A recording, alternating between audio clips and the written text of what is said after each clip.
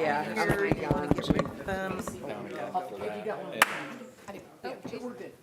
Okay, good evening, everyone. It is February 18th, 2026 at 5 PM, and we are calling the Board of Public Works and Safety meeting to order.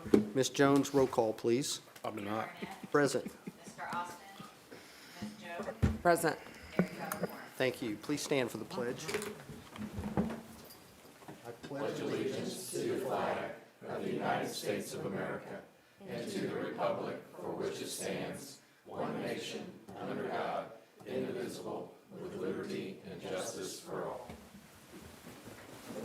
all right?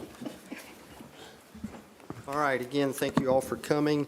Is there any announcements or public comments that does not pertain to the agenda? Yeah, go up there, please.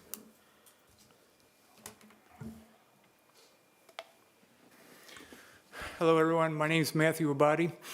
I just want to say, give my prayers for the police officer that, was shot in the line of duty.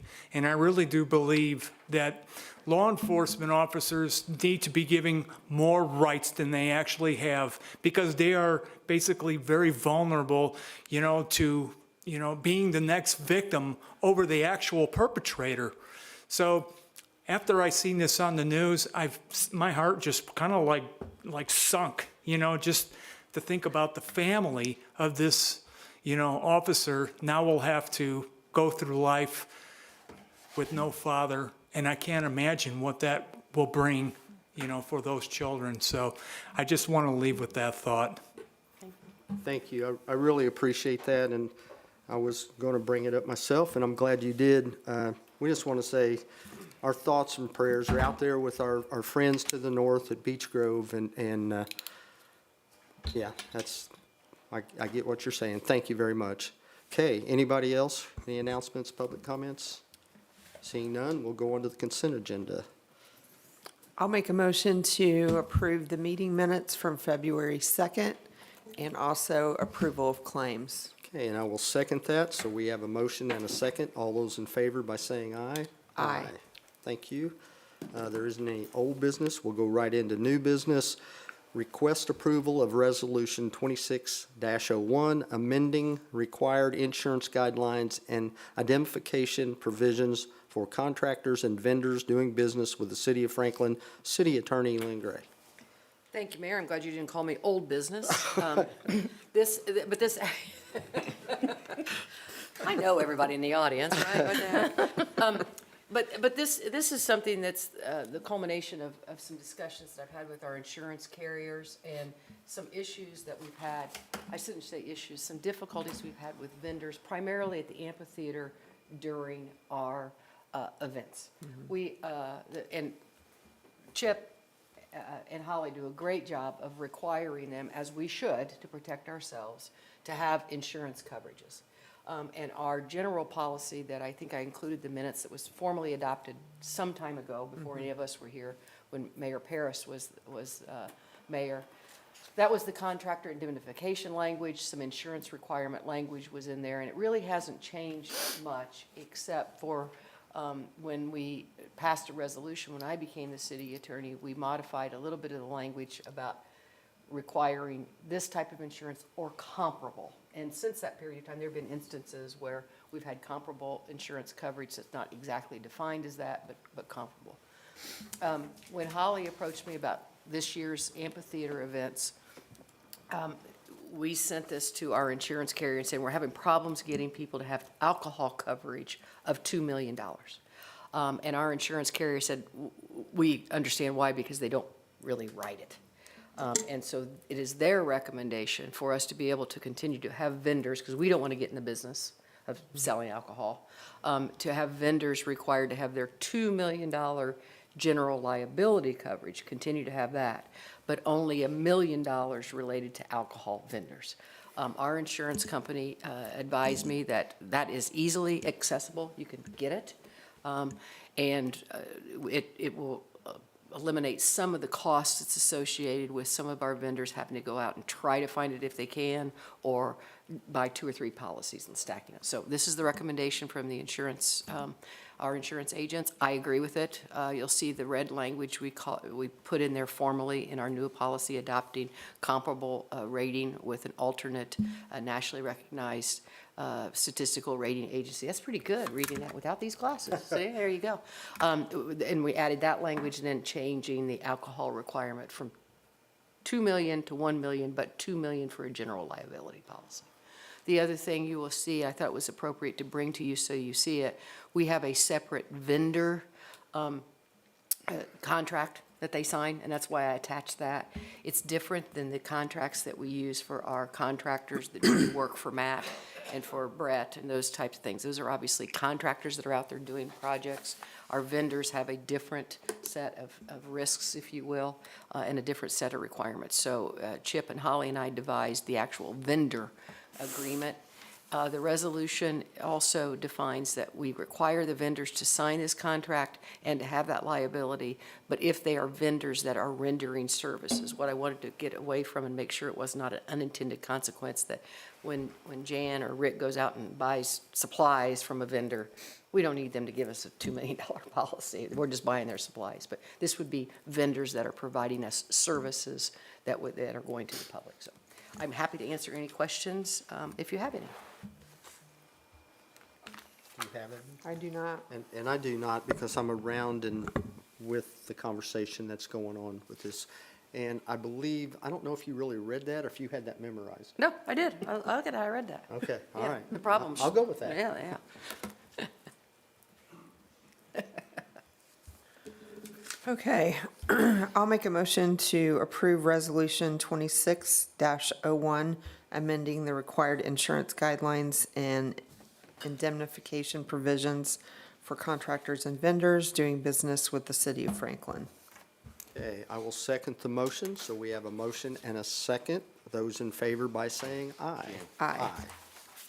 Okay, next item, approval and acceptance of secondary plat for the Bluffs at Youngs Creek, Section 5B, Planning Director Joanna Tennell. Yes, good evening. The Bluffs at Youngs Creek, Section 5B, which has 48 lots, is ready for acceptance and execution. And once they get that recorded and obtain a release letter from Indian American Water, they'll be able to start pulling building permits for that section. Okay, and Joanna, I think you've told me, we've said this a couple times publicly, this is the last section, is that correct? No, That's there's not actually, correct. Okay, that's why I asked. It's never ending. the last section is Section 6, Okay, which they are currently under construction. okay, so it's under construction, and then this one is getting ready to go under construction. is This that- one is done with construction, but getting ready for housing construction. Gotcha. All right, thank you. You're welcome. I'll make a motion to approve and accept the secondary plat for the Bluffs at Youngs Creek, Section 5B. And I will second the motion, so we have a motion and a second. All those in favor, say Aye. aye. Aye. Okay, next item, request acceptance of bids for the Utility Service Administrative Building Construction Project.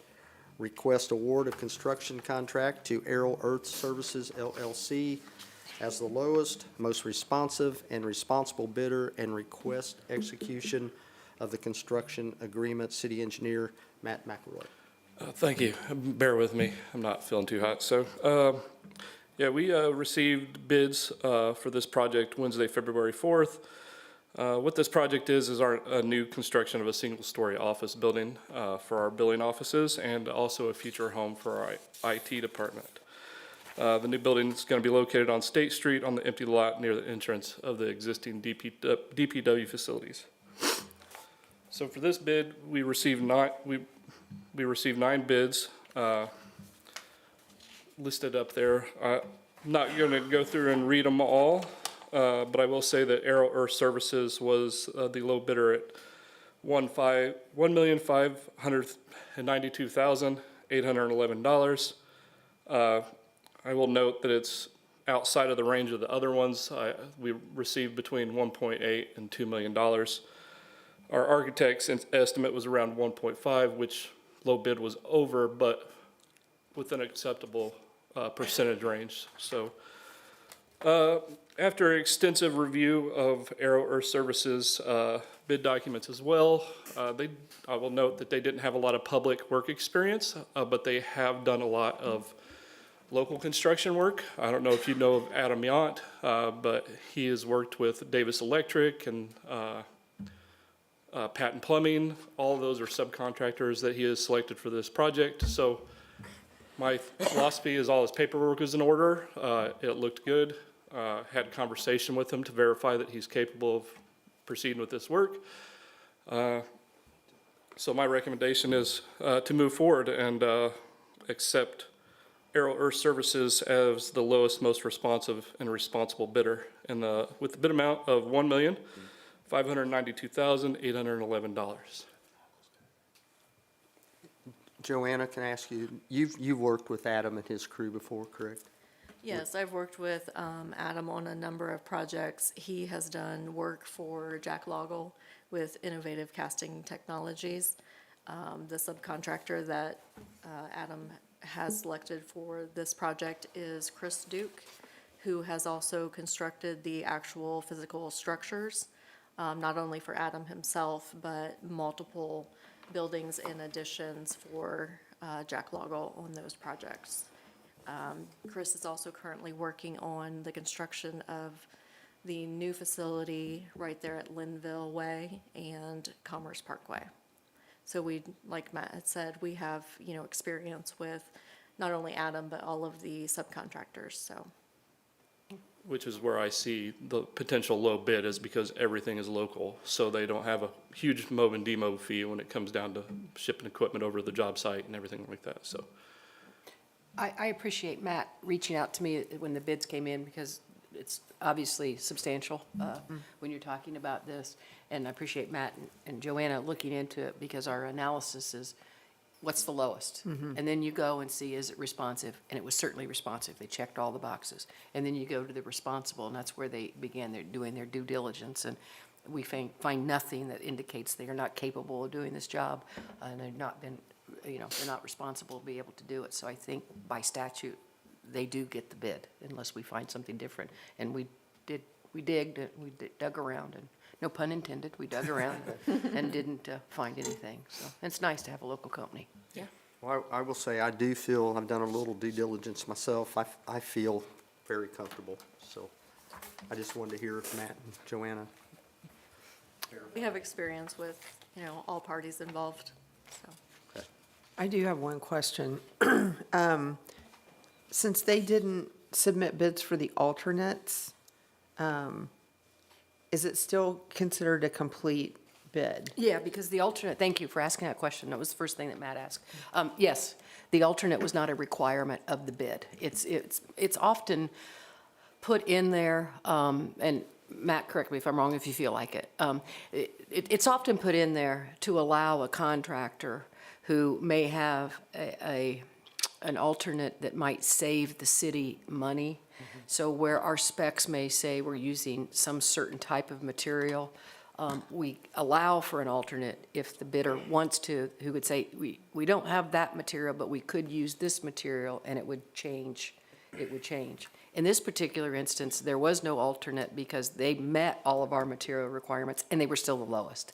Okay. So, and it was not and more importantly, it was not a requirement of the bid. It's just generally given as an option. Okay. Out there. So they are considered responsive because they met all the required things that we ask of them. And we don't want the alternates? No, Okay. because even with the alternates, they're still, some of them had some reductions, but they didn't get to be the lowest bid even with the alternates. So Okay. they met our standards. Right, And yeah. we're still the lowest. Okay.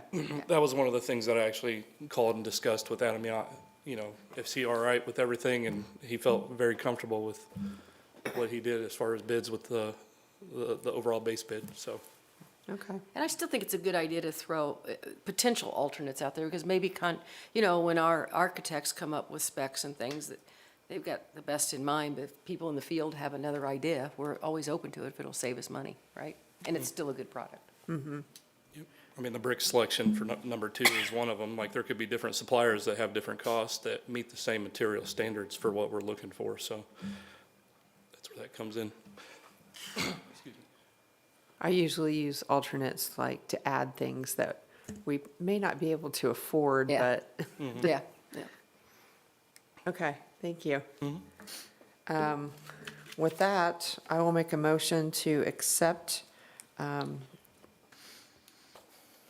Aero Earth Services base bid for $1,592,811 for the Utility Services Administration Building Construction Project. And I will second the motion, so we have a motion and a second. All those in favor? Aye. Thank you. Thank you, Matt. There isn't any other business. We'll start with department reports. Sally, I did Chip last time. I'll go your way this time. Just, we're under construction and seems to be going well. We've had our little problems, but we expect those, so. It seems like it's going pretty well, I think so too. It's going fast, it seems like. so. That's it. A lot of dirt. Okay, Joanna? Nothing this evening. Okay, Britt? I don't have anything this evening. Krista? Guys, we got plenty of time.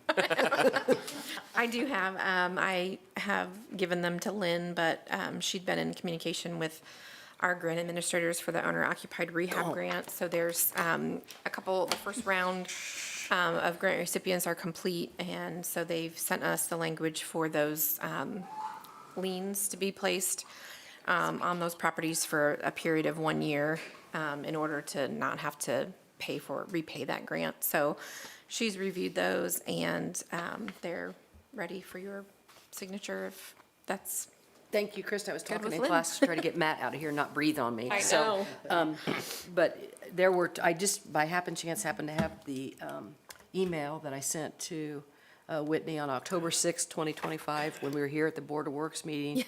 And so you already approved them, subject to my comments in my October 6th email. Okay. And they were in fact removed. There were Okay. two paragraphs I did not like, and they were removed. So the ones you have here, you've Ready. actually already approved them. Okay.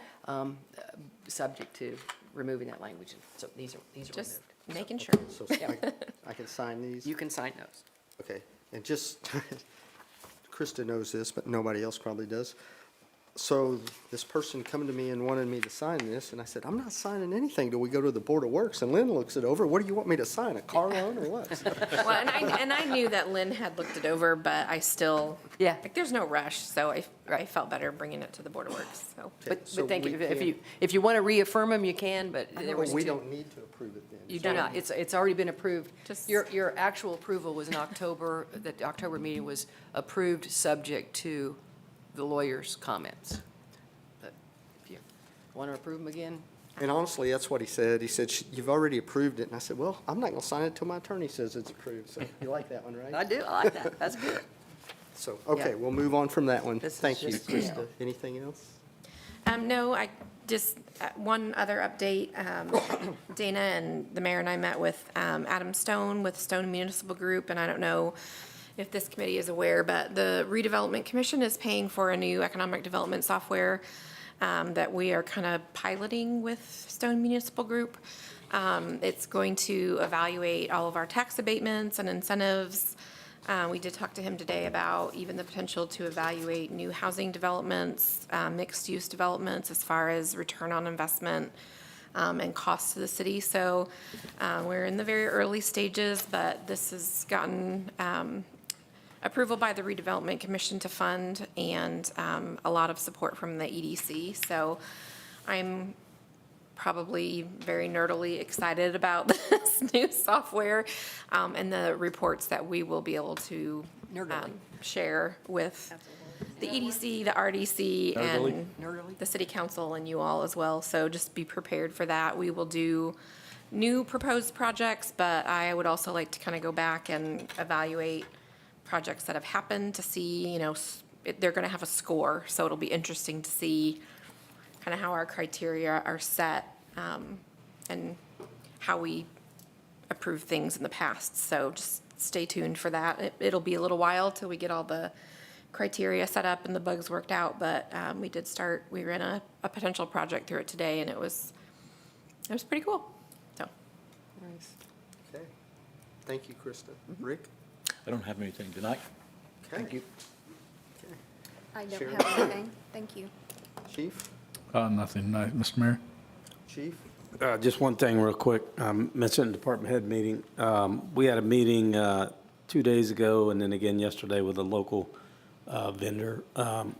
Shot Fox Aerial Services, they provide drone services to a lot of businesses, construction, and other new builds. And they are wanting to make a substantial donation of some equipment to the police department. We're going to meet with them again next week and see what that looks like. So we're excited about that. I just always like to share those partnerships. Saves us some money and tax dollars. So Thank you, Chief. that's what I got.